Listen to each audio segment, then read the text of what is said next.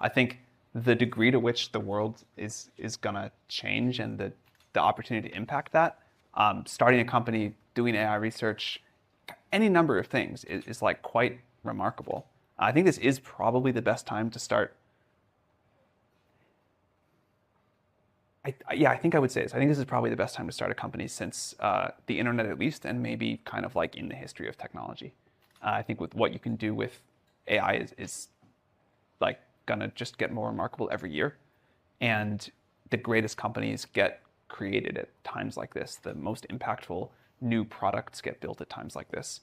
So I would feel incredibly lucky, and I would be determined to make the most of it, and I would go figure out like where I wanted to contribute and do it. And do you have a bias on where would you contribute? Would you want to stay as a student? And if so, would you major in a certain major, given the pace of change? Probably I would not stay as a student, but only because like I didn't, and I think it's like reasonable to assume people kind of are going to make the same decisions they would make again. I think staying as a student is a perfectly good thing to do. It would probably not be what I would have picked. No, and this is you. This is you. So you have the Freaky Friday moment. It's you. You're reborn as a 19-year-old. And would you? Yeah. What I think I would, again, like I think this is not a surprise because people kind of are going to do what they're going to do. I think I would go work on AI research. And where might you do that, Sam? I mean, obviously I have a bias towards OpenAI, but I think anywhere I could like do meaningful AI research, I would be like very thrilled about. So you'd be agnostic if that's academia or private industry. I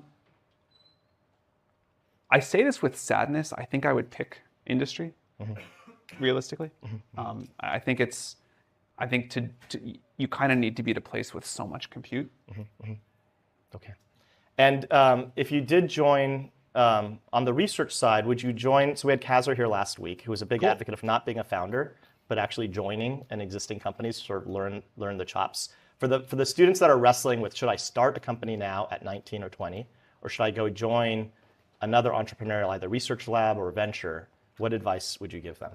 Well, since he gave the case to join a company, I'll give the other one, which is I think you learn a lot just starting a company. And if that's something you want to do at some point, there's this thing Paul Graham says, but I think it's like very deeply true. There's no pre-startup like there is pre-med. You kind of just learn how to run a startup by running a